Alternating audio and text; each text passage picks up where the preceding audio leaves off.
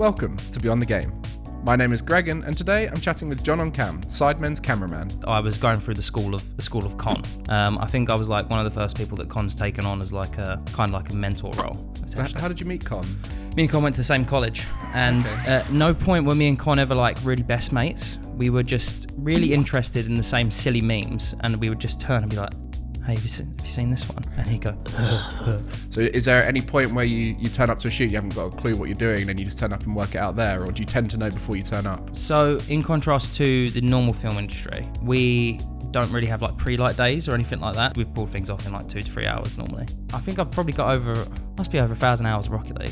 But then that's all in one game, and then you think actually across all of those, and in Minecraft as well, like it's really hard to track it. Oh god, Minecraft, yeah. Yeah, grinded those out. So Minecraft's the reason I stopped gaming though. Was it? Also, Minecraft was a tipping point. Yeah, because so it happened over the pandemic, but I jumped on it as you do, and we were playing, and we were on like a 8 or 9 hour stint, and I had everything, man. Everything was enchanted, it was buzzing, but.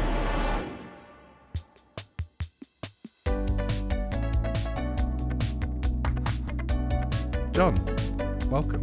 Hello. I'm excited for this one because I feel like you're an unsung hero in a lot of people's favourite content. You are Sidemen's cameraman. Yep. You do a lot more than that, but that's sort of like the name you go by. How would you define your role with the Sidemen? I'm a get it done guy. Get it done. Yeah, if someone offers up a position of doing anything that I think is interesting, whether it be like camera work, something to do with producing, even if it's like, I don't know, set design related stuff. Like, I'm not saying I'll take any credit for any amount of set design, but like the initial ideation of anything, I'm just happy to do it, man. Because anything like this like a creative endeavor, I just enjoy being a part of. Having done things that aren't creative, if I can stick and be around this as much as possible, I'm just going to stay. I'm not leaving. That's essentially it. You're one of the most involved people in the production of Sidemen content. You do the main channel stuff, you do more Sidemen, Side Plus, you get involved in Simon stuff and What's Good. What is the time management of all that like for you? You must be constantly doing things all the time. See, it's a weird one because we condense. Like, so Sidecast and What's Good, generally, if Simon's on the Sidecast, is done on the same day. Simon at the minute has been taking a bit of a break from his channel because he's been getting married and he's got a house and all these other things. So his life's been a bit whatever. But it's a hard one to balance with like having a wife and having a kid and stuff like that. But it's just something you just get on and manage, I guess. I don't really think about it. Like, that's the thing. I just kind of just do. I'm always in the middle of doing. That's the way I think about it, because I'm always planning or thinking about the next thing, because everything's always evolving with it. Like, at any point, for instance, I could come up with an idea for Simon's channel, or I could come up with an idea that I want to tell the boys about. Hey, you guys had mentioned you were doing this video. What if we had this kind of input, or we structured it in this way? So yeah, I don't think about there's no time management, I guess, when you're always doing it. Yeah, I guess with the boys, they have to manage their time, so you know there's always going to be time for you to schedule in those things because they have to be scheduled in as well. So you're almost in sync with, say, someone like Simon, where you're like, I'll always be there for when you need me. Yeah, if Simon takes a holiday, that's when I'll take a holiday, essentially. There's like probably about, apart from the Sidemen, there's probably about five or six other people that live by the calendar. There is one big calendar that has like, I think 80 people have access to it from different brands and all these things like that. But essentially, I make my own version of it. Like, I copy things across, and I've given that to my wife now. So before she even asks me, she just goes to the calendar and goes, right, you're not free at that point. Because even at this point now, my wife and my family, they know, like, right now this is my priority. Not only but because I feel like I have to, but because I want to do it. Yeah, I mean, an amazing job to be a part of the creative space, the content space. You sort of started about 4 years ago, right? Wow, yep, that is, yeah. It was with the Sidemen Tinder shoot. Oh, you've done your research. Damn, no, yeah, May 2019. I came back from traveling a month before that, and I had no direction or purpose in life. And my initial title was, no, there was no title, but from what I was doing, my role was bag boy, and that was it. I was going through the school of con. I think I was like one of the first people that Con's taken on as like a kind of like a mentor role, and he's really like he taught me everything that I've been able to do, any money that I've earned, anything like that, has been through skills that he taught me. And now he's also doing the same for a friend of mine who also had the same kind of vibe as me, which was a time and ability to do stuff and some capacity, but was just completely free and just being like, yeah, you can show me whatever. Essentially. How did you meet Con? Me and Con went to the same college, and at no point were me and Con ever like really best mates. We were just really interested in the same silly memes, and we would just turn and be like, hey, have you seen this one? And he'd go, and then before I knew it, he was kind of out there because Con was already out. Like by 18, Con was already shooting music videos and things like that. And I just kind of thought he was going to be one of those people that was in your life who's like, oh yeah, he went on to go and do and be an interesting person and do things I'd like to do, but I could never do that. That was kind of how I viewed him. And then one time I saw him in a pub about 3 years after that, and he was just like, just really warm and loving and things like that. And I was in the middle of doing a degree I didn't like. And essentially I reached out to him a bit later after meeting him in the pub again and said, ever since meeting you, I haven't been able to stop, seeing you again. I haven't been able to stop thinking about how interesting it would be to do something like that you're doing with my life. If you give me a shot, I'll work for you for free until I provide some value in some way. Felt like a bit of an embarrassed kind of vibe because it was like a message you'd send to an ex, essentially. And I said to my missus, because it was like 3 a.m. and I sent this message, and I was like, how silly is this? And he messaged me back 15 minutes later and was like, what are you doing tomorrow at 6 a.m? And then it kind of the journey just started from then. Yeah, I mean, one thing I've always felt when I've met yourself, Con, some of the other content team, and just the Sidemen in general, is everyone is very open and willing to give opportunities. I mean, we met at a party at some point, and then I shot you a message, hey, is it all right if I come check out the studio because I want to kind of see what I can learn from it to take into the podcast here? And you did the same thing. You're like, oh, are you free tomorrow? Yeah, mate. It's people take opportunities as well. That's what I think people like. People who take risks, and there is a vibe. I think you can just tell when someone's just a nice person and they're about it and they care. And now you're well and truly involved with the Sidemen content. I guess back to what we said earlier, there's so much going on. What does a typical week look like? And it's really hard in the content space to ask for a typical week, but I guess now there's more rigidity within the structure of Side Plus, the podcast, more Sidemen. Like there is an element of weekly scheduling, no? Yeah, so Sidecast is once a week. Generally, they'll try and do a Sidemen video once a week, but sometimes, like, depending on if JJ's fighting or whatever else is going on, Ethan's had surgery, for instance, that's one of the things that comes into people's life. There's stag do's and things that people are doing now as well. So generally, if none of that's going on, it would be one Sidemen video, one Side Plus video a week, one more Sidemen video a month. The funniest thing is people expect there to be, like, meetings about things that me and Con and everyone would be a part of, but there isn't. We're told Con has some like phone calls about these things loosely, but mostly we just kind of get told and this is the idea, set apart and work on it, and we turn up and work on the day for the main Sidemen channel stuff. But yeah, other than that, one day is taken up by what's good, and everything other day is like planning, or a lot of the time I'm attending to stuff in the studios. Like the studios, like there's the What's Good studio and there's the Side Plus studio. So I'm maintaining things that go on there, even if it just be like orderliness, cable management, getting things ordered, planning things like that. And that's just something as well on top of everything else that I enjoy, because it's just those spaces are fun to be in because of what happens there. I just like sitting in that space because I feel like as well it opens up the mind to like planning other things and thinking about other things.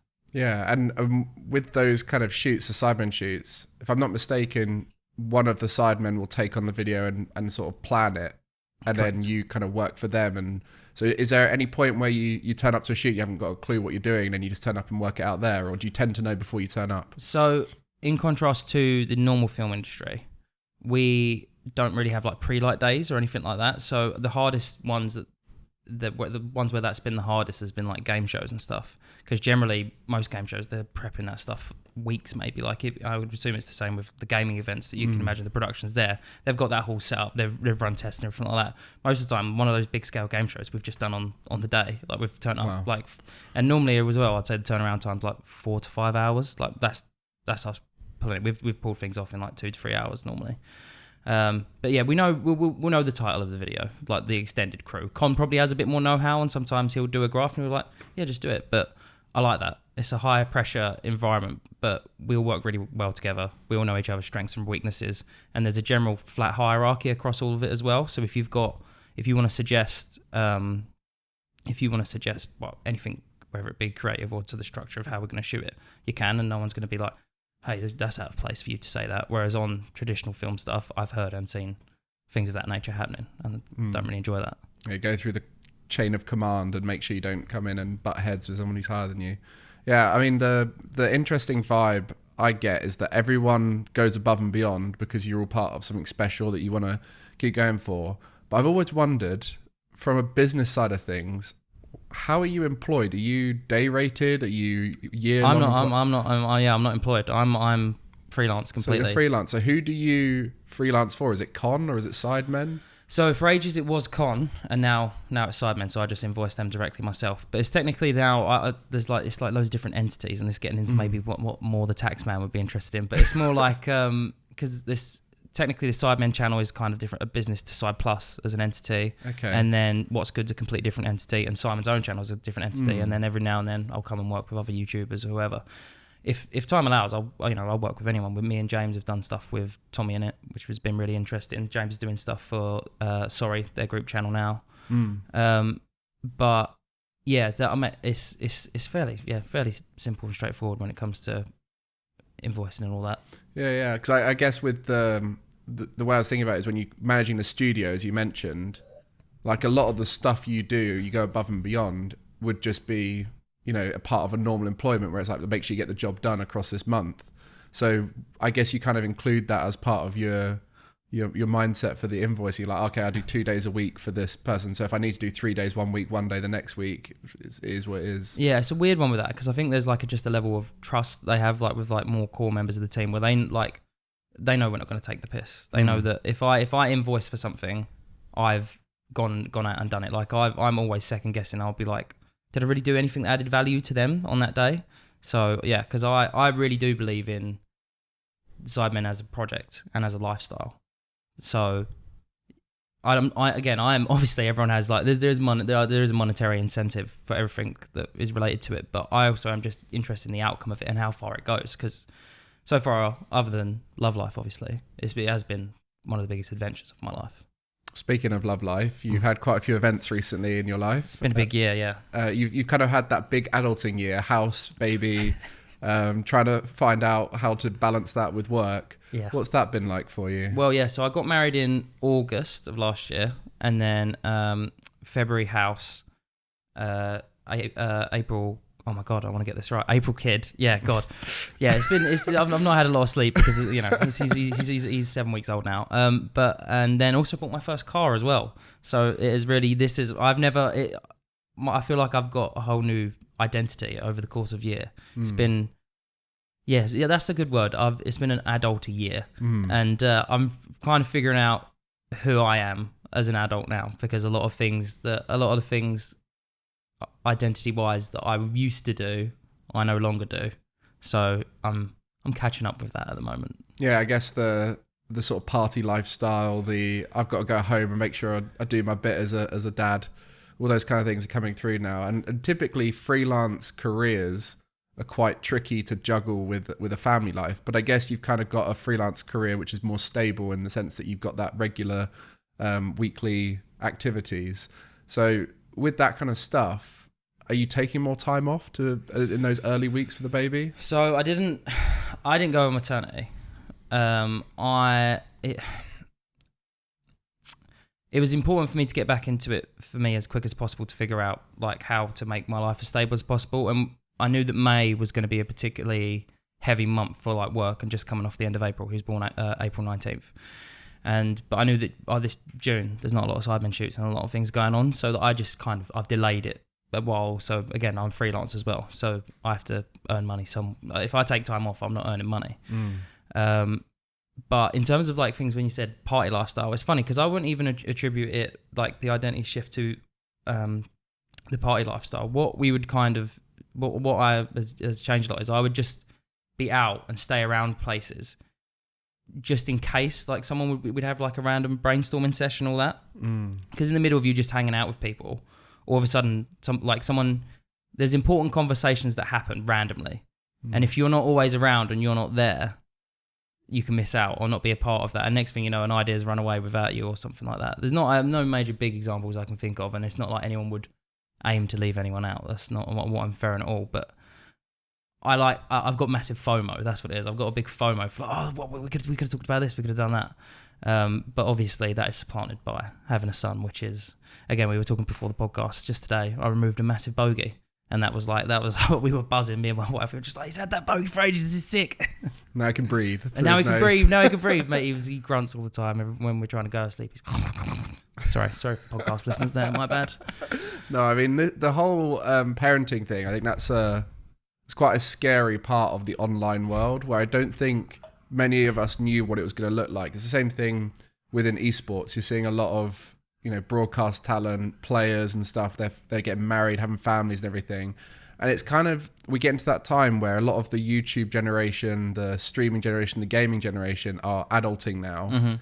And some of them begrudgingly. Yeah. And you're seeing a lot of people questioning what's that going to look like. And now it's just sort of happened and nothing's changed, right? Like some of the Sidemen getting married, some of the Sidemen having kids, and everything's just carrying on. There is some elements of disruption with it. Mm-hmm. But I guess the thing you just described there is you're now just a bit more smart with your time. You just go home when you need to go home rather than stick around and hang about for the whole day and do that content. It's fulfilling in a very different way. That's what it is, because you get worried that, oh yeah, but what if I can't hang around with the boys or whatever? But I mean, it just, for again, another one, it's been really hot recently, and so I've been trying to help figure out ways to cool him down. I was like, what about fanning him? And he loves being fanned, and even that is something like that, which is, before I were to get the level of joy for that, I'd have to probably go on a pretty big night out. Mm-hmm. But you get that sort of paternal joy that you can't replicate. Yeah, big time. Well, with the What's Good, so this is the podcast you help produce and manage for Randolph and Simon. I don't want to use that word manage for them. I reckon they'd have the word that. I reckon it's weird because I don't feel like anyone manages What's Good. It just kind of exists. Happens. It just kind of happens. I help keep the edges on it a little bit in some ways. I think, like, looking after the studio and all that, but no one's actively running it. It's just a little fun project.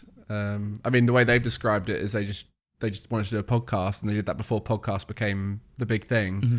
And it's just kept going this whole time. And yeah, they did it because JJ bet that they wouldn't do a certain amount of podcasts. I might be bastardizing the story a little bit, but it's I think it was 100. I think he said they'd never get to 100 podcasts or something like that, and then they've just kept going. What's it now, like 200? Yeah, something like that. So outrageous. Yeah. Well, so you've been involved in that podcast for a while now.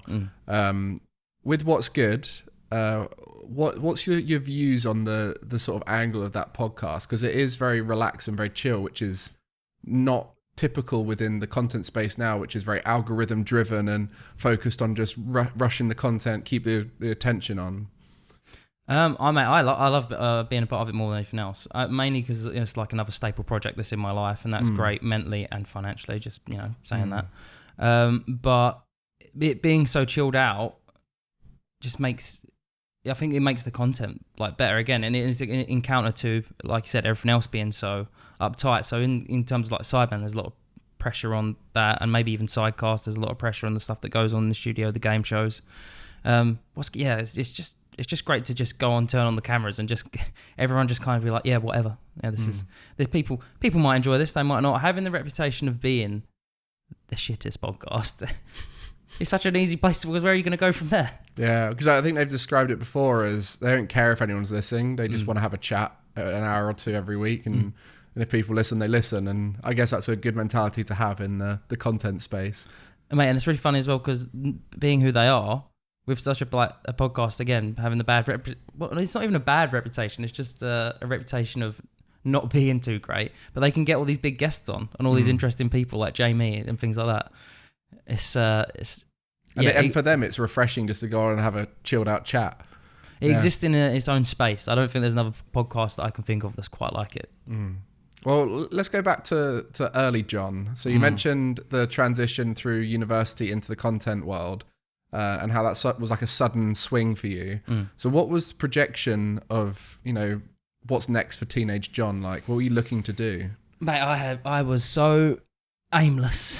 I don't feel like, I've described it before as, I didn't feel like I was alive until I was like 21. I hadn't like zero planning. I didn't think about there being a future. I don't know why I was not cognizant of anything, but I think it was a kind of nihilism, I guess, but not not like cool nihilism. I wasn't like, oh man, yeah, down with everything. I don't care what happens to me or anything like that. It was like casual nihilism, like, yeah, whatever, dude, things are just going to happen. I went and did a business economics degree because that was kind of, I was like shuttled into it. I was just herded into it. And then it was like, oh yes, this is just what people go and do. And that's what you're going to go and do. And there's no way to break outside of this. Unlike, people who do interesting things have something that I don't.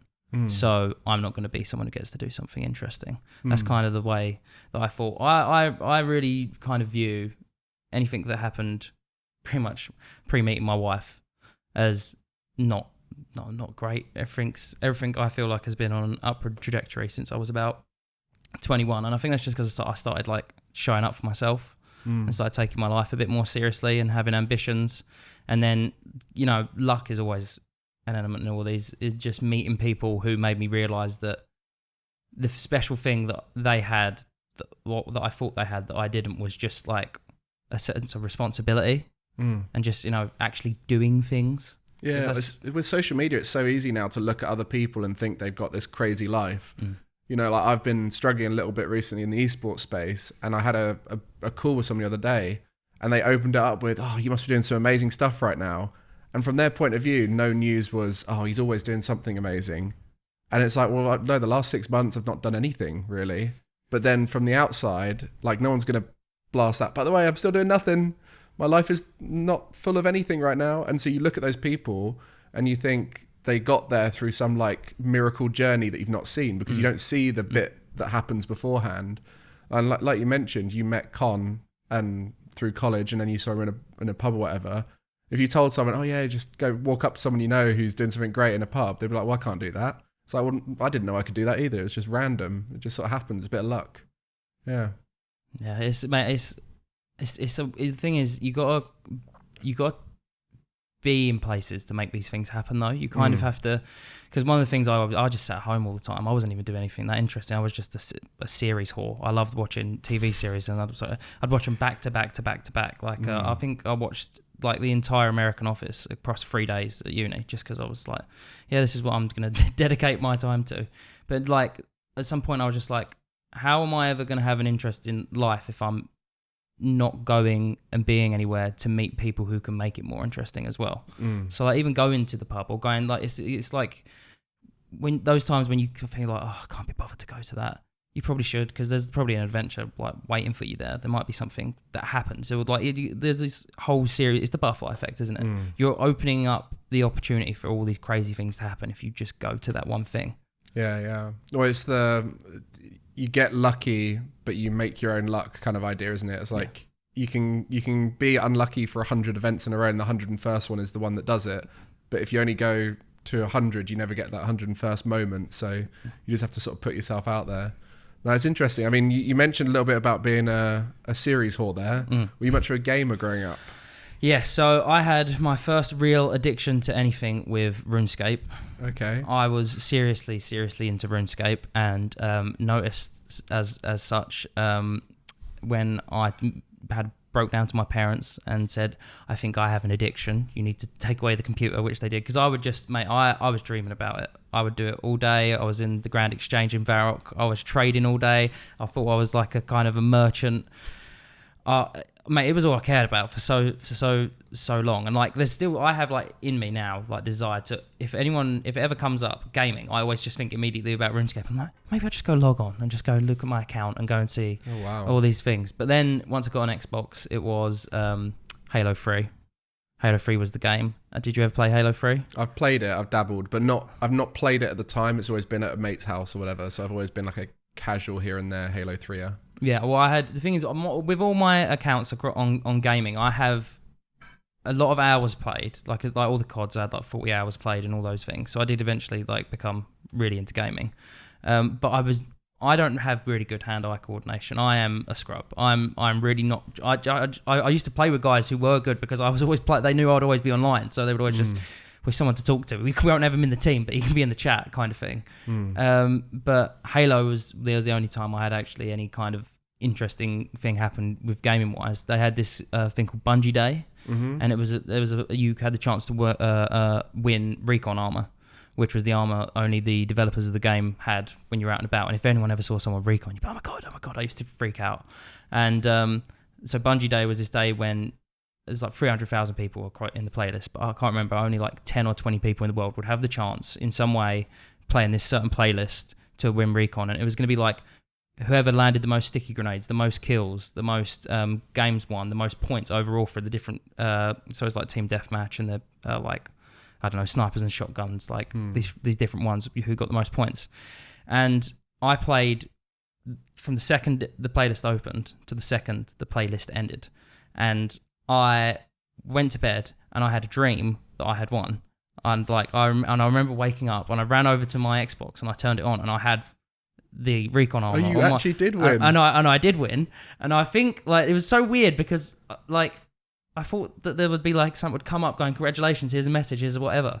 And there was no anything like that. I just had it on my account. And my assumption was because I definitely wasn't on the leaderboard for anything. Like I was looking at the leaderboard constantly.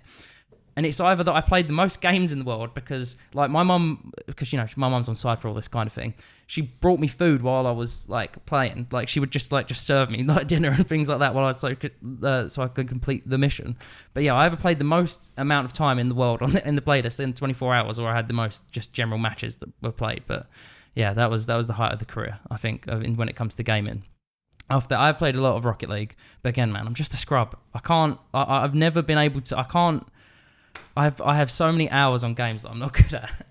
Well, it's interesting because your idea of so many hours, I wonder what, like in Rocket League, what would you consider so many hours? Oh, I'd have to, I really, oh God, I think I've probably got must be over 1,000 hours of Rocket League. Yeah, because like that is a good amount of hours. That is a solid amount of hours. Because like when you go into the esports space, you start thinking in tens of thousands of hours. Yeah, true. And stuff like that. But then that's all in one game. So like yours is spread out across multiple games. Like I used to play Pokemon, and every one of my games would have over 300 hours in it, you know? And then you think, actually, across all of those, and in Minecraft as well, like it's really hard to track it. Oh, God, Minecraft, yeah. Yeah, grinded those out. So Minecraft's the reason I stopped gaming, though. Was it? Also, Minecraft was a tipping point? Yeah, because so it happened over the pandemic. I had I think, you know, pandemic was, it probably gave a lot of people an existential crisis. But I jumped on it, as you do, got back into Minecraft, jumped on a server with the boys, and we were playing, and we were on like a 8 or 9 hour stint, and I had everything, man. Everything was enchanted. I was buzzing. I was like, just, you know, I didn't have what's the cape that helps you fly? Elytra. I didn't have the Elytra. But, mate, I just fell in lava. And with that everything, puts you off, doesn't it? Mate, but I had like a breakdown. I had full blown verbal to them over Discord. Why are we doing this? Do you realise how many hours of our lives we've just spent indoors doing this, and none of it mattered, none of it contributed towards anything, none of it and they were like, dude, you gotta chill, you're freaking us out. Like I was like, mate, I'm done, and I don't think I've played a game since then, apart from I have left a big history out. I am an ardent N64 collector. Okay. I have a serious amount of N64 memorabilia. I've got 80 cartridges from different games, and I've got loads of every colour of controller. But Mario Kart 64 actually is the game that I've played the most, and that is the only game I can guarantee I will absolutely screw you over on 100%. Oh, I would love to give you a go at that. Before we get onto your top 5 games, do you want to refill the water? Yeah, go on, I'll refill. I guess we'll get back onto the gaming stuff for a bit. Yeah. So you mentioned a lot of games there. I'm interested to hear what your top 5 games are of all time. And we have a lot of people come on the podcast who are professional gamers or work in gaming. So they typically chuck in games that are related to their career. But for you, I'd be interested to hear a little bit more about the N64 stuff, I'm sure. But just generally the games that you feel like have been the most influential in your life. So it would definitely be...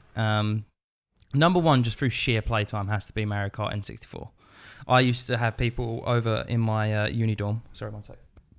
And I would just 1v1 them. And it just, people don't, all of my friends now know not to bother. Like, no one has any fun. So we have to do like a round of 4 where I'm just on my own. And I just sit there, finish like 30 seconds before anyone else. I had like, just within 1 second, and I know 1 second's huge, but Moo Moo Farm, I don't know if anyone's going to know a track, it's Moo Moo Farm. I had nearly world record flat lap times on Moo Moo Farm. I was so close to so close to beating it. But yeah, if I very much easily could have gone down the route of trying to speed run. That's the only streams I ever watched was speed runs of N64 Mario Kart. I'll be interested to see how good you are, because we've had two previous guests, Barney and Ian Chambers, both esports hosts. They brought up Mario Kart 64, and the first one, Ian spoke about Wario Stadium and how he'd never lost in it to his family because he did that whole bridge thing. Yeah, where he did. There's loads of skips. There's loads of really good skips on the bridge. And then when I brought that up to Barney, he was like, yeah, of course. Of course I do the bridge skip. But for Ian, that was like this big, like, wow, look how great this is. Now, I should imagine you're on another level where, like, there's nothing you don't know about. I'm into the lore of it. I watch all the videos that come out around it. Every skip imaginable. Again, I've watched, like, speedrun breakdowns and all this, like, where, that is the game that I've no life the most.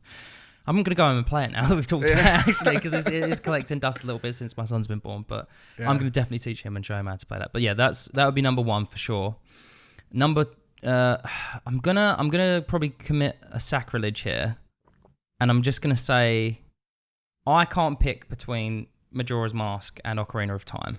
Okay, they are both amazing games. Yeah, so I might smash them in together on number two if I'm allowed to. I mean, you can do whatever you want. Okay, because I watched my dad play Zelda Ocarina of Time, and that's what got me into like gaming in general. My dad used to smash out N64, GoldenEye, and all that, and I used to just sit on his lap and watch. But so I watched him play that. But then by the time I was Majora's Mask had come out, I was of an age where I could play it. So those two like journeys of watching him play and enjoying it in that way, and then getting to play it myself, they're two like really valuable gaming experiences. Yeah, Ocarina of Time is one of my favorite games. I don't normally like story games, but that is one of those where the mechanics of it are fun enough, and the story itself is so deep and like it's quite a beautiful game for its time. Big like, time. I played the remaster of it on 3DS, so I got to enjoy updated graphics and the gameplay of the old game. So like I got the best of both worlds there. But like the concept of that game for its time was groundbreaking. Oh, big time, and all the it was just so good. There's so many quirky things that I've always enjoyed about it. That the lore of it is, again, I think it's like has a mystical element to it that I would even relate to like Lord of the Rings and things like that. And then it kind of brought for me in like my arc of, because Mario Kart, there's not really kind of, I don't think, Japanese kind of themes throughout. It's just, for me, it was just a karting game, so I never really got that deep into it. This was a Japanese game, but with like Zelda, I was like, oh, this is interesting, and it got me more interested in the background of like Japanese gaming and all that. Our last guest literally said any Japanese RPG game, you know it's going to be beautiful and like the story's going to be amazing. They know how to do it. And quirky.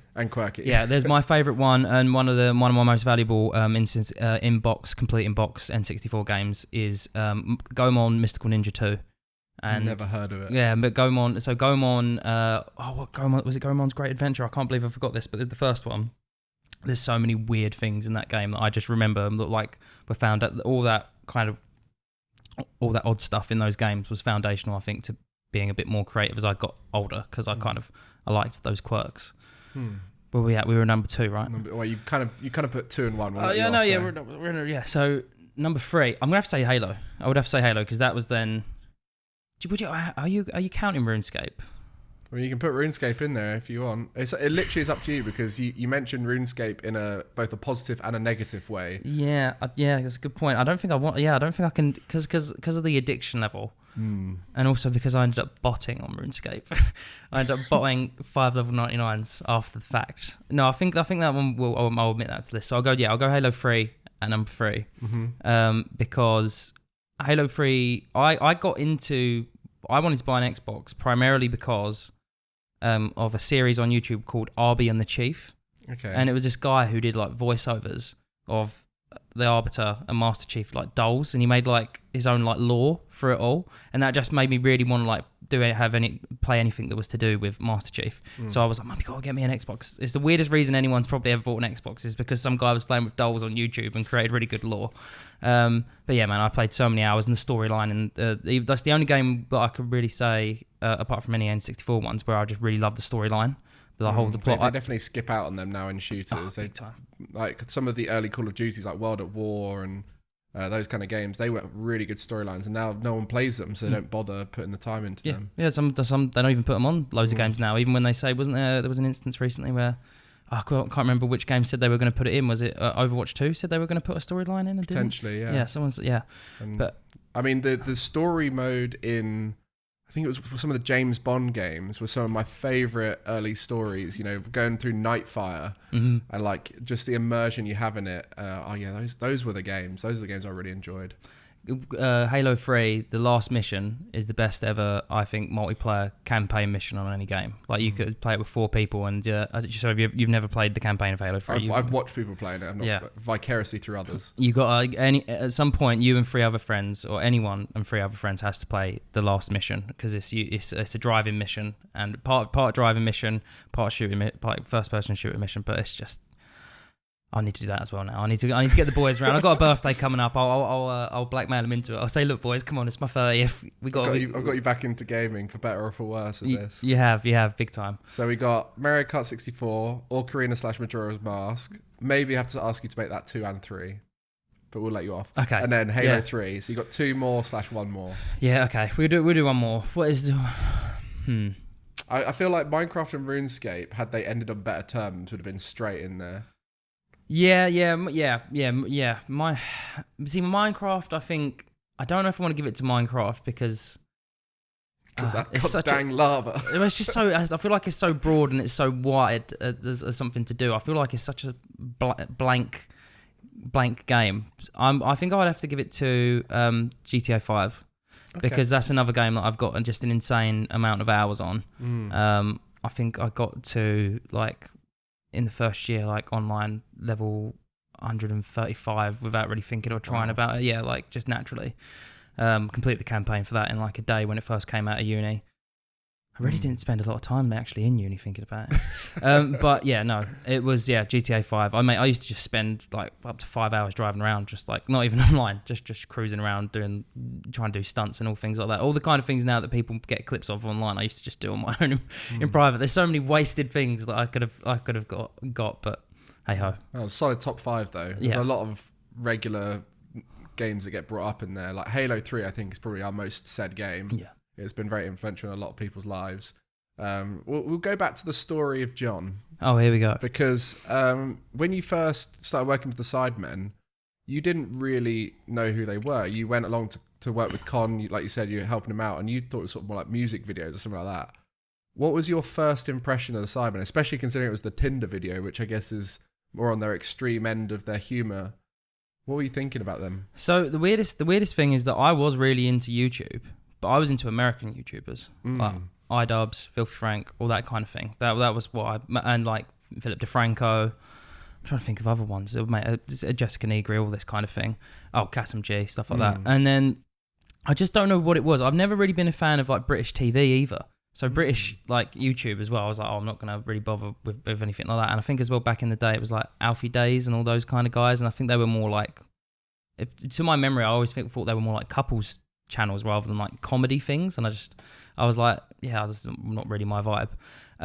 I knew a bit about them. I didn't know the scale of what was going on because of Con's channel. I learned about the Sidemen through Con's channel. So even before I was properly working with Con, I'd watch the channel just to see Con. And then I was like, oh, he's doing these things for these guys. And then I learned a bit about it. But actually, it was weird because I wasn't, I'm not, the way I first viewed them was, I thought they were like football guys. And I don't like sports, like really at all. I'm not into sports. I don't have like a football team that I'm like religious to. My family supports West Ham, and so I suppose I support West Ham. Congratulations. Yeah. Oh yeah, man, buzzing. Yeah, that was the best day of my life. But I just thought they were sports dudes. So that's what I thought. I was just like, oh, they're just sports blokes, and that's kind of what they do and who they are. And then I opened my eyes to, oh, this is like a whole different style of like comedy that's going on here and all these other things that I don't understand about. To be honest as well, like I've never been like, my friend group has never really been like too geezery or too blokey. So we don't really have like, the banter's not as strong. So it took me a while to get used to like the level of, because I'm terrible at comebacks. Even now, like Randy and Simon, they know that on What's Good. So if they give me if they like mug me off, I just can't I'm not quick enough. I can't think of anything good to say because I didn't have that kind of like banter in a group growing up. So yeah, it was learning all that, I think, was the most interesting part of like turning up with Con and being like, oh, okay, this is like a fun environment to be of, because there is kind of like a level of not machismo, but it's like blokishness that I wasn't really generally a part of because I never played in sports teams or never did anything like that. So yeah, that was what I was interested about it. I guess another side of it that's quite interesting, because they're YouTubes and they've come from a YouTube background where they've got a cameraman who's normally their friend. They've always been quite friendly towards production, people who work around them, and you guys get involved in the content quite a lot. You know, you get referenced, especially on the good, bad team stuff. It's like, oh, I've got you, I've got that person. Did you find that from the off? They were very like personal with you, like very friendly towards you? It became apparent to me like quite quickly that I think I was aware that there were like the scale of it, like after like the second or third shoot, I was like, oh, there's probably a lot of people that do want to work with them and do all this. So to be honest, I didn't really like, I saw a lot of people around who like would try and maybe be their friend a bit more or try and get in on it. I feel like, because that's the thing is, I was really concerned at the start. I was like, well, I'm not actually trying to do anything, so I really don't want to come across as someone who's like, oh, I should be here and I should be on camera. I just wanted to like be sort of part of something creative. Go on, can you say your question again? So did you feel like they were very personal and friendly towards you? There wasn't, no one was, they're all just genuine guys, and that's the hardest thing that people have time believing, is that, oh, they, you know, with fame and money and whatever else, must turn you into a dickhead, you must make you like think you're better than people. But no, they were just completely normal. But I wasn't really trying to like be in their face and be their friend, because I feel like it would be, I just treated it really casually. I was like, hey, if I end up doing a good job and that ends up getting me some kind of note here, or I end up staying around because of that, I'm not going to go around and try and kiss their ass or anything like that. But also at the same time, I then started to respect the project and what they were doing and seeing where it was going as well. And I was like, oh shit, so I'm just going to take this seriously and keep my head down, really. And as also, I was a bit worried because I am a bit of an odd guy. I was like, I'm not going to put too much of my personality out there right off the bat, and all my weird stories and all the random crap that I've got going on. I'm not gonna put that on the shelf. So I'm just going to be the guy who just, I'll set up the tripods, I'll do that, mate. Don't you worry. Yeah. Well, I mean, I guess it's one of those where the hard work gets you places, right? You take the lucky opportunity and then work hard enough and you get it there. And I think that's the general vibe I've got from that whole team. Is everyone just works really hard to try and make sure things comes through. I guess what's next for you? What's the future looking like for John? You've got your family now, which is a big project, probably the biggest project of your life. Big time. Yeah, I think figuring out work-life balance is the primary right now. I want, it's not only have I got a son, but it's a whole new relationship that me and my wife have, because our time changes now. She's got a new identity that she's dealing with as well. So it's, we're figuring out that together, but we're always cognizant of stuff like that. We've always had a very healthy way of like talking about and understanding each other's emotions. But I suppose there's a lot of focus now going into how does Side Plus evolve, and I want to be an active part of that. What's Good is coming up to 1 million, and I'm excited to do a new set and hopefully some merch. That's not too out there yet, but yeah, we're trying to think about merch and stuff like that. We want to go above and beyond, and that's like a new adventure for me, because I want to have a big hand in that. I've never really done anything to do with merchandising, but I'm talking to people about how to design that, and that'll be interesting.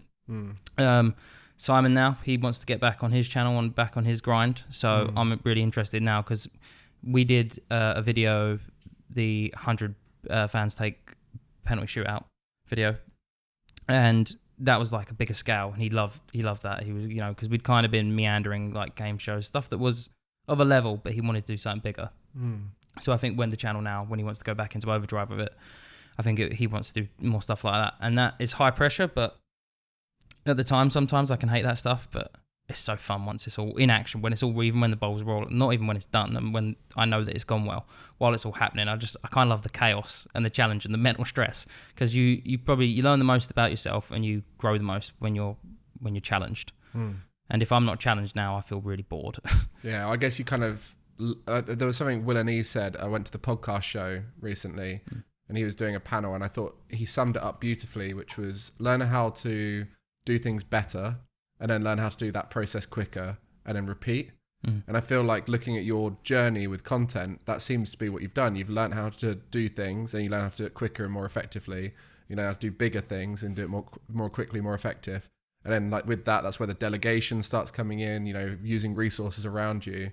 So I'm excited to see what what that next step is with Simon's content of you doing bigger projects and how they come out. Yeah, there is definitely a real. I've said, I can't remember who I said it to, but every time that I've done something that was bigger than the last thing, I genuinely like. There's something I feel like I unlock a new level in my brain where I'm like, even if you asked me to do that same thing, I would just feel like I could ace it straight away. I like.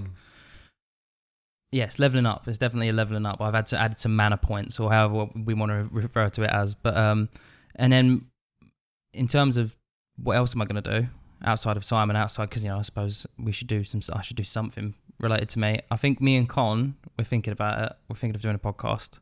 Congratulations, welcome to the space. Yeah. Well, everyone's getting in. Yeah, everyone's getting. It's the gold rush. Why the hell not? But I think we're going to go down the route of Simon and Randy's and make it like something that we just turn up, because me and Con don't get to spend as much time together anymore, and we used to spend pretty much every waking apart. That I saw at one point Con more than my girlfriend, and well, now wife, and probably vice versa at some point, because it would just be like.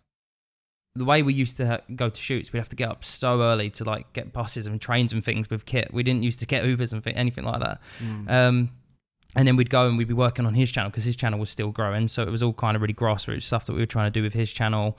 And then he was also trying to set up his first studio, and I was there for the adventure of that. He was also teaching me to edit, so I was there editing with him sometimes. And yeah, so as I've grown and learned, I mean, the saddest part about it is me and Con have spent less time together, because at some point I went from working on Con's channel to helping Simon, because Simon was looking for someone to help him. So I think more than anything, me and Con want just an excuse. It's a good excuse to go hang out and just sit and have a chat. And it'll be something, again, there'll be kind of low pressure on. But I think we'd kind of want to format it more like a show podcast type of thing, because we want to section it off thinking about the clips.